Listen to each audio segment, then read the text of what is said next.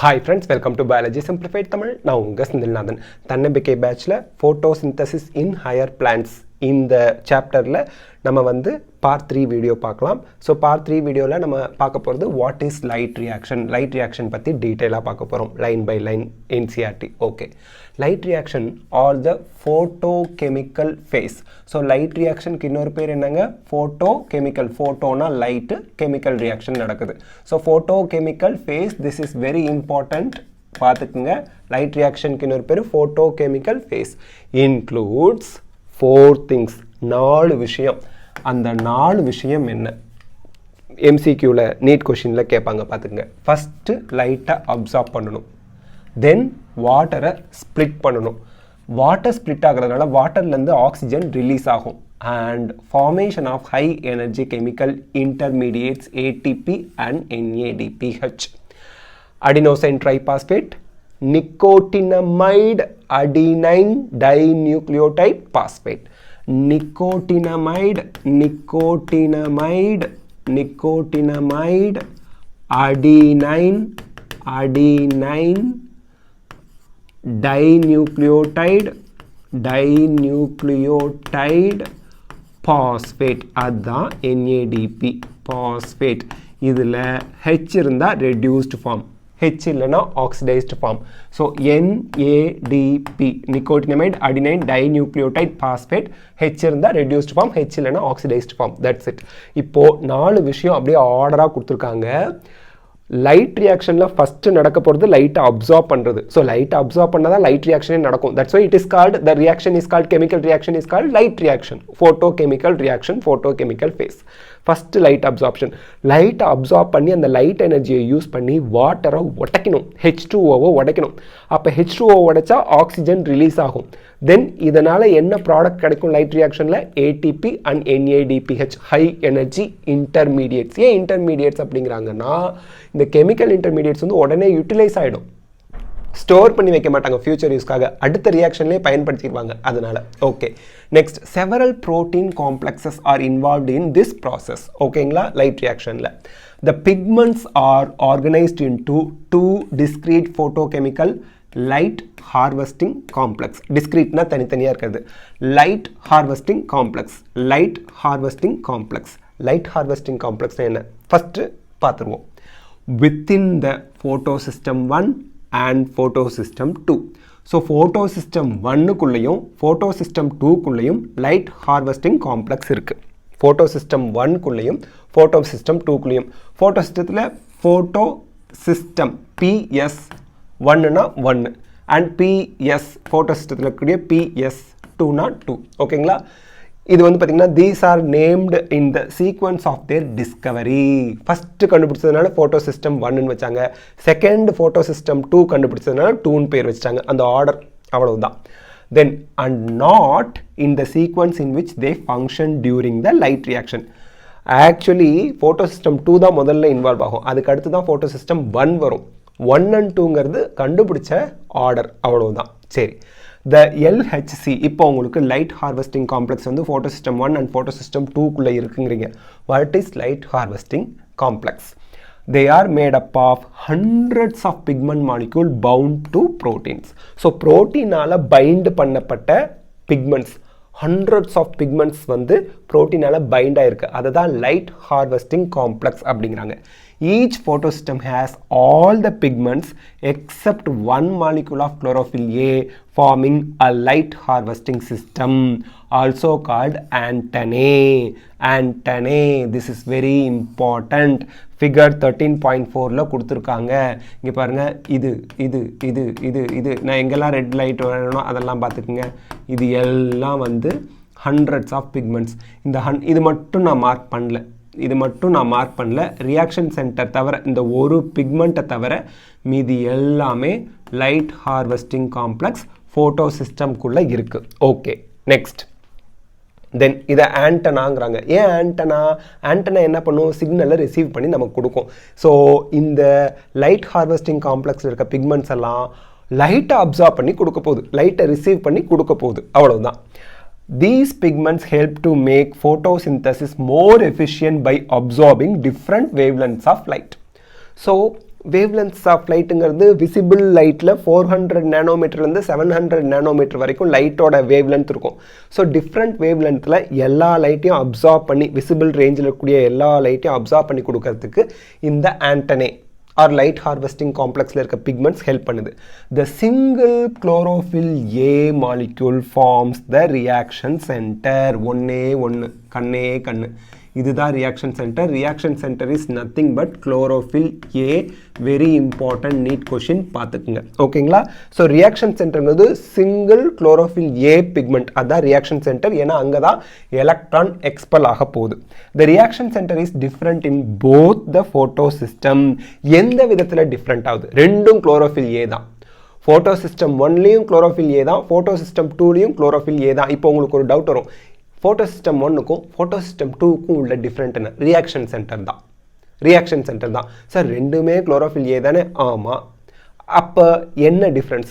First கண்டுபிடிச்சாங்களே photosystem 1 அதில் இருக்க chlorophyll A. இங்கே நல்லா பாருங்கள். In photosystem 1 the reaction center, that is chlorophyll A, has an absorption peak at 700 nanometer. 700 nanometer. This is very important. ஓகேங்களா? இது என்ன க்ளோஸ் ஆக போதா? இல்லை ஓகே, திருப்பி ஜூம் பண்ணிக்கிறேன் ஒரே நிமிஷங்க. தெரியாமல் எதையாவது அழுத்தினா ஏதாவது இங்கே வந்துடும். Okay, 700 nanometer. PS1ங்கிறது 700 nanometer. Hence is called P700. So PS1க்கு இன்னொரு பேர் P700. And then while in PS2 chlorophyll A, இட்டுங்கிறது chlorophyll A. Chlorophyll A has absorption maxima at 680 nanometer and is called P680. இதெல்லாம் சைடில் நீங்கள் எழுதி வச்சுக்கணும். P680. இதை எப்படி சார் ஞாபகம் வச்சுக்கிறது? இங்கே பாருங்கள், 1ங்கிறது ஆட் நம்பரா ஈவன் நம்பரா? ஆட் நம்பர், ஒத்தப்பட நம்பர். 7ங்கிறது ஒத்தப்பட நம்பர். 1 7 ஞாபகம் வச்சுங்க. 1 7. சரி. 2ங்கிறது ஈவன் நம்பர். 6ம் 8ம் ஈவன் நம்பர். 2 6 8. 2 6 8. 6ல் 8 போனுச்சுன்னா, சாரி 8ல் 6 போனுச்சுன்னா 2, அது கூட ஞாபகம் வச்சுக்கலாம். ஸோ 1 7. PS1 7 ப்ரொனன்சியேஷன்லேயே வருது பாருங்கள். 1 7 2 6 8. ஓகேயா? So PS1 700 nanometer effectively absorb பண்ணும் chlorophyll A.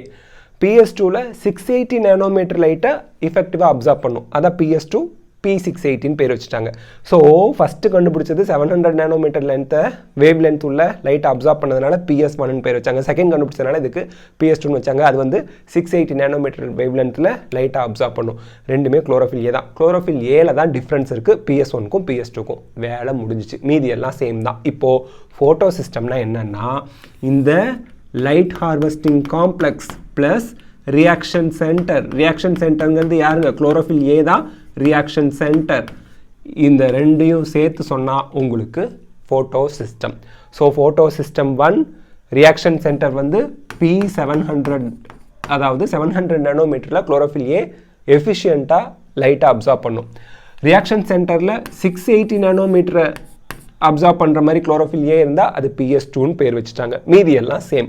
So light harvesting காம்ப்ளெக்ஸ்ங்கிறது ரியாக்ஷன் சென்டர் இல்லாமல் சொல்கிறது.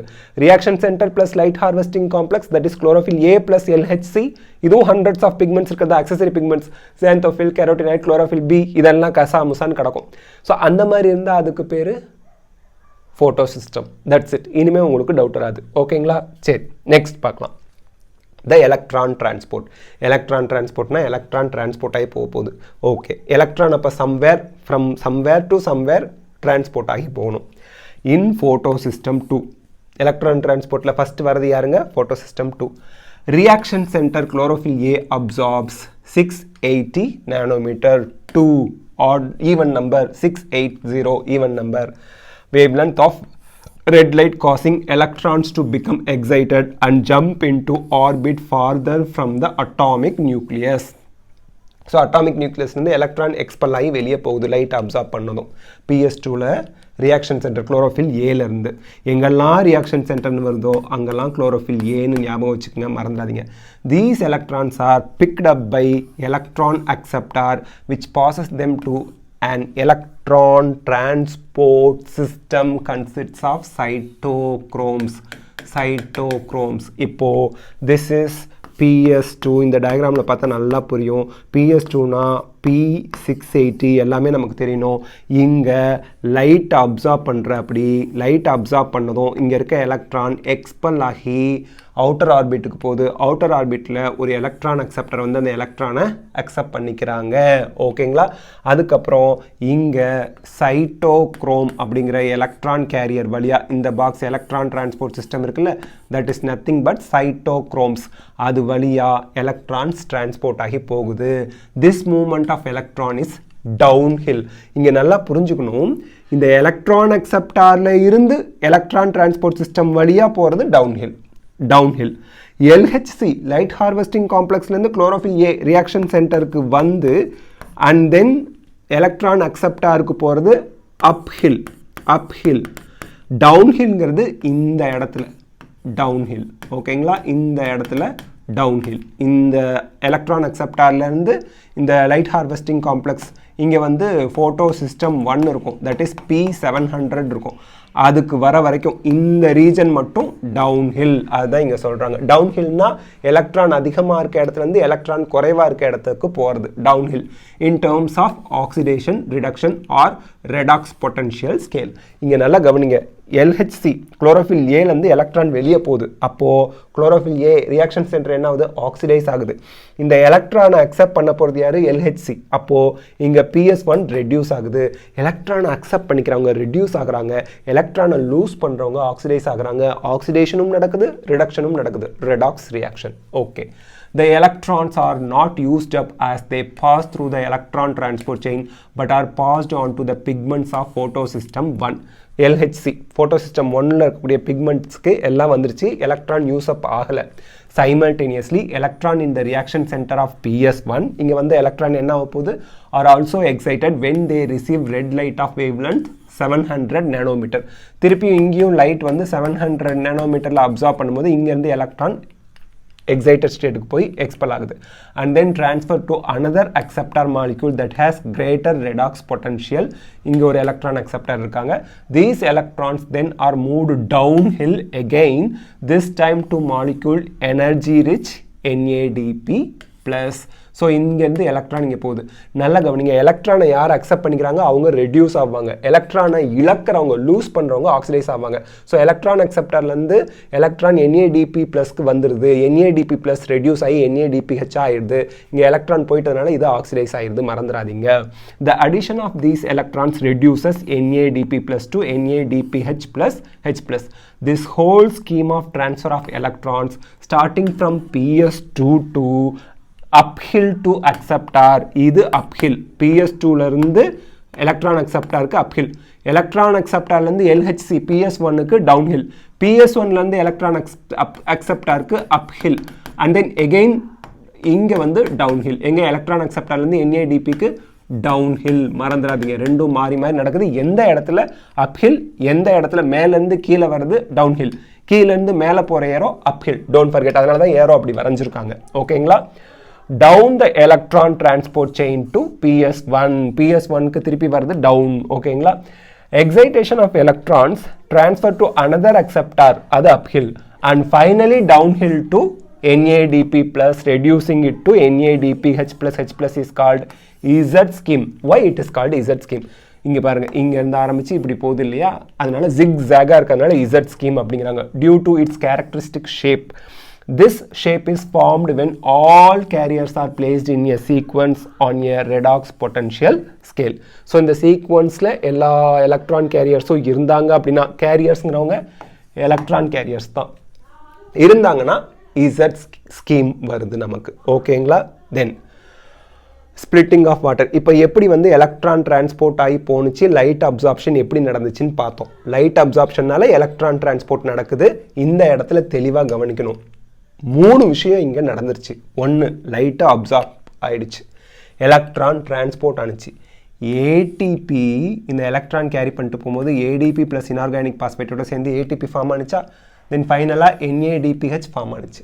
So high energy chemical intermediates யார்? ATP அண்ட் NADPHும் ஃபார்ம் ஆயிடுச்சு இந்த எலக்ட்ரான் டிரான்ஸ்போர்ட் செயினில். ஓகே, லைட் அப்சார்ப்ஷன் முடிஞ்சிச்சு. இப்போது ஸ்ப்ளிட்டிங் ஆஃப் வாட்டர் எங்கே நடக்குது, ஏன் நடக்குது, எப்படி நடக்குது, இந்த 3 கேள்விகளுக்கு நம்ம பதில் சொல்லணும்.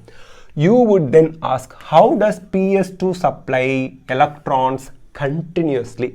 PS2 கண்டினியூவாக, இப்போ ஃபார் எக்ஸாம்பிள் இங்கே பாருங்கள், ஃபோட்டோசிந்தசிஸ் கண்டினியூவாக நடந்துகிட்டு இருக்குது. ஃபோட்டோசிந்தசிஸோட ஃபஸ்ட் ஸ்டெப் தான் இப்போ படிச்சுட்ருக்கோம், லைட் ரியாக்ஷன். ஃபோட்டோசிந்தசிஸ்னு பேர் வச்சதுக்கு காரணமே இந்த லைட் ரியாக்ஷன் தான். ஓகேங்களா? சரி, இங்கே பாருங்கள், PS2 இதுதான் PS2ன்னு சொன்னோமா, இங்கேருந்து எலக்ட்ரான் எக்ஸ்பெல் ஆகி போணுச்சு, திருப்பி இங்கே எலக்ட்ரான் வந்துச்சு, இங்கேருந்து திருப்பி எக்ஸ்பெல் ஆகி போய் NADPH ரெடியூஸ் பண்ணிடுச்சு, இசட் ஸ்கீம். திருப்பி எலக்ட்ரான் போகும், திருப்பி போய்கிட்டே இருக்கும். அப்போது இந்த PS2 எலக்ட்ரான் போய்கிட்டே இருக்குன்னா இவங்களுக்கு யாரோ சப்ளை பண்ணிக்கிட்டே இருக்காங்கன்னு அர்த்தம் இல்லை. இங்கே தீர்ந்து போகாமல் இருக்கணும்ல, எலக்ட்ரான் தொடர்ந்து நடந்துக்கிட்டே இருந்துச்சுன்னா எலக்ட்ரான் டிரான்ஸ்போர்ட். ஸோ இவங்களுக்கு சப்ளை பண்ணுறது யார்?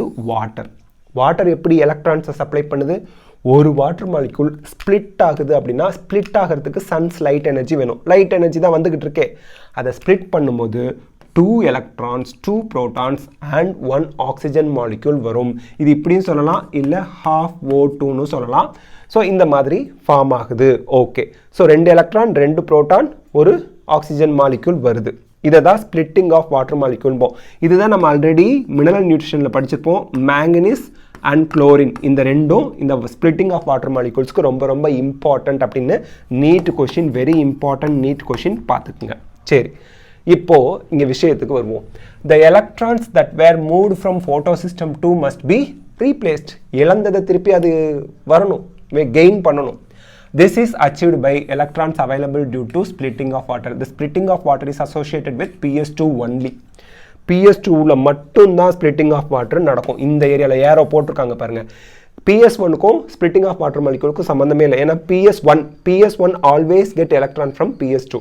PS2ஓட அசோசியேட்டடாக இருக்கிறது தான் இந்த water splitting complex. PS2 PS1 எல்லாம் நமக்கு நல்லா தெரியும். அது ரெண்டுக்கும் டிஃப்ரென்ஸ் வந்து குளோரோஃபில் ஏ தான். குளோரோஃபில் ஏ 700 நானோமீட்டர் வேவ் லென்த் அப்சார்ப் பண்ணால் PS1. குளோரோஃபில் ஏ 680 நானோமீட்டரில் லைட்டாக அப்சார்ப் பண்ணிச்சுன்னா, எஃபெக்டிவாக அப்சார்ப் பண்ணிச்சுன்னா அது PS2. That's it. மற்றபடி எல்லாம் ஒன்று தான். Okay, water is split into 2 protons, oxygen and electrons. This creates oxygen, one of the net product of photosynthesis. Net productsனா photosynthesisலேருந்து கிடைக்கக்கூடிய products oxygen. So oxygen released from water, don't forget. The electrons needed to replace those removed from PS1 are provided by PS2. இங்கே என்ன சொல்கிறாங்க? PS2லேருந்து loss ஆகிற எலக்ட்ரானை water கொடுக்குது. PS1லேருந்து loss ஆகிற எலக்ட்ரானை PS2லேருந்து வர எலக்ட்ரான் சமப்படுத்துதுங்கிறாங்க. That's it. இப்படி தான் எலக்ட்ரான் டிரான்ஸ்போர்ட் சிஸ்டம் நடக்குது. அது கண்டினியூவாக நடக்கிறதுக்கு எலக்ட்ரானை தொடர்ந்து கொடுக்கறது வாட்டர்லேருந்து தான் ஆக்சிஜனும் ரிலீஸ் ஆகுது. வேலை முடிஞ்சு போச்சு. We need to emphasize here that water splitting complex is associated with the PS2, which itself is physically located on the inner side of the membrane of the thylakoids. Then where are the protons and oxygen formed likely to be released? In the lumen or on the outer side of the membrane na lumen தான் release ஆகும். கெமியோஸ்மாட்டிக் ஹைபாதிசிஸில் படிப்போம். இப்போ chloroplast இப்படி இருக்குன்னா அதில் இந்த மாதிரி தைலகாய்ட்ஸ் இருக்குன்னா ஒரே ஒரு இது கிரானான்னு சொல்லுவோம். இந்த என்டையர் திங்கை கிரானம் அப்படின்னு சொல்லுவீங்க. கிரானமில் இந்த ஒரு வட்டத்தையும் தைலகாய்டு அப்படிம்பீங்க. ஸோ ஒரு தைலகாய்டை நீங்கள் ஜூம் பண்ணி பார்த்தீங்க அப்படின்னா இன்னர் சைட் ஆஃப் த தைலகாய்டில் தான் வாட்டர் ஸ்ப்ளிட்டிங் நடக்குது. ஸோ வாட்டர் ஸ்ப்ளிட் ஆகும்போது நடுவில் இருக்கிறத லியூமன் அப்படிம்பீங்க. வெளியில் இருக்கிறது ஸ்ட்ரோமா. இந்த ரீஜன் தான் இங்கே இருக்கும் ஸ்ட்ரோமா. இந்த ரீஜன் வந்து ஸ்ட்ரோமா இல்லையா? ஸோ ஸ்ட்ரோமாவுக்கு ரிலீஸ் ஆகாது. லியூமனில் தான் ப்ரோட்டான்ஸ் ரிலீஸ் ஆகும். ஆக்சிஜன் டிஃப்யூஸ் ஆகி அட்மாஸ்பியருக்கு போயிடும். That's it. லியூமனில் தான் ப்ரோட்டான்ஸ் ரிலீஸ் ஆகுது, மறந்துடாதீங்க. ஓகே, இப்போ சைக்ளிக் அண்ட் நான் சைக்ளிக் ஃபோட்டோபாஸ்போரிலேஷன் படிக்க போகிறோம். பாஸ்போரிலேஷன்னா என்ன? ஏடிபி அடினோசைன் டைபாஸ்பேட்டில் 2 பாஸ்பேட் இருக்குது. அதோட ஒரு இனார்கானிக் பாஸ்பேட் சேரும்போது ஏடிபி கிடச்சிதுன்னா அதுக்கு பேர் பாஸ்போரிலேஷன். லைட் இந்த ப்ரெசன்ஸ் ஆஃப் லைட் நடந்துச்சுன்னா ஃபோட்டோபாஸ்போரிலேஷன். ஓகேங்களா? நான் சைக்ளிக் ஃபோட்டோபாஸ்போரிலேஷன்னா என்ன? Living organisms have the capability of extracting energy from oxidizable substances and store this in the form of bond energy. Bond energy na ATP. அடினோசைன் ட்ரைபாஸ்பேட்டில் அந்த பாஸ்பேட் ஒவ்வொரு phosphate போய் 3 பாஸ்பேட் இருக்குது ட்ரைபாஸ்பேட்டில். அடினோசைன் ட்ரைபாஸ்பேட்டில் 3 பாஸ்பேட் இருக்குது, 3 பாஸ்பேட் இருக்குது. Phosphate phosphate. இந்த bond இதுதான், இந்த பாண்டில் தான் எனர்ஜியை வந்து ஸ்டோர் பண்ணி வைக்குது. Special substances like ATP carry this energy in their chemical bonds. The process through which ATP synthesized by cells in mitochondria and chloroplast is named phosphorylation. ATP form ஆகிறது தான் நம்ம வந்து பாஸ்போரிலேஷன்ங்கிறோம். ஏடிபி மைட்டோகாண்ட்ரியாலையும் ஃபார்ம் ஆகுது, குளோரோபிளாஸ்ட்லையும் form ஆகுது. மைட்டோகாண்ட்ரியாவில் form ஆகும்போது respiration சொல்கிறதுனால ஆக்சிடேட்டிவ் பாஸ்போரிலேஷன் போகும். குளோரோபிளாஸ்ட்டில் லைட் இருந்தால் தான் பாஸ்போரிலேஷன் நடக்கும், அதனால் அது ஃபோட்டோ பாஸ்போரிலேஷன் போகும். Photophosphorylation is the synthesis of ATP from ADP and inorganic phosphate. ADP இங்கே இருக்குது பாருங்கள், plus inorganic phosphate which gives rise to ATP. This is phosphorylation. Light இருக்கும்போது நடந்தா photophosphorylation. When the two photosystem work in a series, first PS2 and then PS1, a process called non-cyclic photophosphorylation occurs. The two photosystems are connected through an electron transport chain, that is cytochromes, as seen in earlier in the Z scheme. இப்போ தான் Z scheme பார்த்தோம்ல அதான். Both ATP and NADPH plus H plus are synthesized by this kind of electron flow. இங்கே நல்லா பார்த்துக்குங்க, இங்கே PS2லேருந்து electron போணுச்சு, PS1க்கு வந்துச்சு, PS1லேருந்து NADP போய் NADPHை ரெடியூஸ் பண்ணிடுச்சு. போன எலக்ட்ரான் திரும்பி வந்துச்சா, ஆரம்பித்த இடத்துக்கு வந்துச்சா, வரலை. That is why it is called non cyclic photophosphorilation. Sir photophosphorilation எங்கே நடந்துச்சு? NADPHா ரெடியூஸ் ஆனிச்சு. ADP plus inorganic phosphate which gives rise to ATP, அதான் phosphorylation in the presence of lightனா photophosphorilation. அது இங்கே நடந்திருக்கு பாருங்க, photophosphorilation. So non-cyclic photophosphorilation, non-cyclic electron transportல phosphorylation நடக்குது, photophosphorilation. Non-cyclic photophosphorilation அந்த டயக்ராம் தான். ஓகேங்களா? தென் அது Z ஸ்கீம்னு சொன்னோம், வேலை முடிஞ்சு போச்சு. when only PS1 is functional, the electron is circulated within the photosystem and the phosphorylation occur due to cyclic flow of electrons. இந்த இடத்துல நல்லா ஞாபகம் வச்சுக்கோங்க. இப்போ இது எல்லாத்தையும் நான் ரப் பண்ண போகிறேன். erase all ink on the slide. Okay, இந்த இடத்துல அவங்க என்ன சொல்கிறாங்கன்னா, பென் பென்னை எடுத்துக்கிறேன். இப்போது நல்லா கவனிக்கணும், இவர் இல்லை, ஃபோட்டோ சிஸ்டம் 2 இல்லை, ஃபோட்டோ சிஸ்டம் 1 மட்டும் இருந்தார்னா சைக்ளிக் ஃபோட்டோபாஸ்போரிலேஷன் நடக்குங்கிறாங்க. ரெண்டு பேரும் ஃபோட்டோ சிஸ்டம் 2 ஃபோட்டோ சிஸ்டம் 1 ரெண்டு பேரும் இருந்தால் நான் சைக்ளிக் நடக்கும். இப்போ இவர் இல்லை, ஃபோட்டோ சிஸ்டம் 2 இல்லை, மறந்துடுங்க, இவர் இல்லை, ஆட்டத்திலேயே இல்லை. இவர் இல்லைன்னா ஃபோட்டோலைசிஸ் ஆஃப் வாட்டரும் நடக்காது. அப்போ என்ன திரும்ப நடக்கும்? லைட் ஹார்வெஸ்டிங் காம்ப்ளெக்ஸில் PS1 மட்டும், அதாவது P700 மட்டும் ஆக்டிவாக இருக்கும். லைட்டாக அப்சர்வ் பண்ணும், எலக்ட்ரானை எக்ஸ்பெல் பண்ணும், எலக்ட்ரான் அக்செப்டாருக்கு போகும். இந்த இடத்துல தெளிவாக நம்ம ஞாபகம் வச்சுக்கணும். இங்கே NADP ரிடக்டேஸ்ங்கிற என்சைம் இருக்கிறதுனால இருக்காது. NADP ரிடக்டேஸ், NADPயை NADPHா ரெடியூஸ் பண்ணுற என்சைமுக்கு பேர் NADP ரிடக்டேஸ் என்சைம் கிடையாது. PS2 கிடையாது. கண்டிஷன் நல்லா ஞாபகம் வச்சுக்கணும். அப்போ எலக்ட்ரான் அக்செப்டாருக்கு லைட் இருக்கும்போது இங்கேருந்து எலக்ட்ரான் எக்ஸ்பெல் ஆகி போவோம். இங்கே NADP ரெடியூஸ் பண்ணுறதுக்கு NADPயே இல்லை, NADP ரிடக்டேஸும் இல்லை. அப்போ எலக்ட்ரான் இந்த எலக்ட்ரான் கேரியர் வழியாக திருப்பியும் கிளம்பின இடத்துக்கே திருப்பி வந்துருச்சு. அப்போது இங்கே ஒரு சைக்ளிக் ஃப்ளோ ஆஃப் எலக்ட்ரான் நடக்கிறதுனால இதுக்கு பேர் cyclic electron transport. And cyclic electron டிரான்ஸ்போர்ட்லேயும் ADP இன்ஆர்கானிக் பாஸ்பேட்டோட சேர்ந்து ATP ஃபார்ம் ஆகும். அதனால் இதை வந்து சைக்ளிக் ஃபோட்டோபாஸ்போரிலேஷன், லைட் இருக்கிறதுனால ஃபோட்டோ பாஸ்போரிலேஷன் நடக்குது, சைக்ளிக் ஃபோட்டோபாஸ்போரிலேஷன் சொல்லுவாங்க. இங்கே ரெண்டு விஷயம் கிடையாது, PS2 கிடையாது, அதனால் ஃபோட்டோலைசிஸ் ஆஃப் வாட்டரும் கிடையாது, ஸ்பிளிட்டிங் ஆஃப் வாட்டரும் கிடையாது. தென் NADP ஆப்சண்ட், அதனால் NADP ரிடக்டேஸ் இல்லை. ஸோ அதனால் NADPH ஃபார்ம் ஆகாது, ஒன்லி ATP மட்டும் தான் ஃபார்ம் ஆகும். கிளம்பி போன எலக்ட்ரான் ஆரம்பித்த இடத்துக்கே திருப்பி வந்ததுனால எலக்ட்ரான் லாஸும் ஆகலை. எலக்ட்ரான் லாஸ் ஆனதானே ரீப்ளேஸ் பண்ணுறதுக்கு ஏதாவது வேணும், ஸ்பிளிட்டிங் ஆஃப் வாட்டர்லாம் நடக்கணும். இங்கே எலக்ட்ரான் லாஸே கிடையாது, அதனால் ஸ்பிளிட்டிங் வாட்டரும் தேவையில்லை. இதுதான் சைக்ளிக் ஃபோட்டோபாஸ்போரிலேஷன். ஓகேங்களா? ரொம்ப ஈஸி. இங்கே பாருங்கள், a possible location where this could be happening is in the stroma lamellae. குளோரோபிளாஸ்டோட ஸ்ட்ரக்சர் படிக்கும்போது நம்ம படித்தோம், this is granum, this is also granum. Thylakoid வந்து அடுக்கி வச்ச மாதிரி இருந்தால் கிரானம். ஒரு தைலகாய்டு, அதாவது ஒரு கிரானமில் இருக்க ஒரு தைலகாய்டையும் இன்னொரு கிரானமில் இருக்க தைலகாய்டையும் கனெக்ட் பண்ணுற இந்த மெம்ப்ரேனுக்கு பேர் ஸ்ட்ரோமா லேமல்லா. ஸ்ட்ரோமா லேமல்லா. ஸ்ட்ரோமாவோட கன்ஃபியூஸ் பண்ணிக்காதீங்க. இதுதான் ஸ்ட்ரோமா. எம்டி ஸ்பேஸ் இந்த மாதிரி இதுக்குள்ளே எல்லாம் இருக்கும், அதான் ஸ்ட்ரோமா. இதுக்கு பேர் ஸ்ட்ரோமா லேமல்லா. இந்த ஸ்ட்ரோமா லேமல்லால PS1 ஒன்லி இருக்கும். அப்போது எந்த பிளேஸில் சைக்ளிக் ரியாக்ஷன், அந்த சைக்ளிக் ஃபோட்டோபாஸ்போரிலேஷன் நடக்கும் அப்படின்னா இந்த ஸ்ட்ரோமா லேமல்லாவில். கிரானாவில் PS1 PS2 ரெண்டும் இருக்கிறதுனால நான் சைக்ளிக் நடக்கும். ஸ்ட்ரோமா லேமல்லாவில் PS1 மட்டும்தான் இருக்கும், அதனால் ஸ்ட்ரோமா லேமல்லையில் சைக்ளிக் ஃபோட்டோபாஸ்போரிலேஷன் மட்டும் நடக்கும். While the membrane or lamellae of the grana have both PS1 and PS2, the stroma lamellae membrane lacks absent PS2 as well as NADP reductase enzyme. So that NADP reductase enzyme கிடையாது, PS2வும் கிடையாது, இங்கே PS1 மட்டும்தான் இருக்குது. அதனால் இங்கே cyclic ஃபோட்டோபாஸ்போரிலேஷன் நடக்கும், light absorb பண்ணி. ஓகேங்களா? சரி.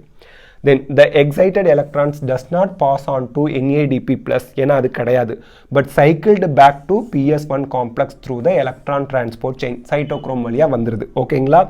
The cyclic flow hence result only in the synthesis of ATP. ATP மட்டும்தான் ஃபார்ம் ஆகுது, NADP+ இல்லை. But not the NADPH+, H+. ஏன்னா NADP இருந்தால் தானே அதை ரெடியூஸ் பண்ண முடியும், இல்லை. Cyclic photophosphorylation also occurs when only light of wavelengths beyond 680. 680க்கு மேலே, இப்போ 700 நானோமீட்டர் லைட் மட்டும்தான் இருக்குதுன்னாலும் சைக்ளிக் ஃபோட்டோபாஸ்போரிலேஷன் நடக்கும்.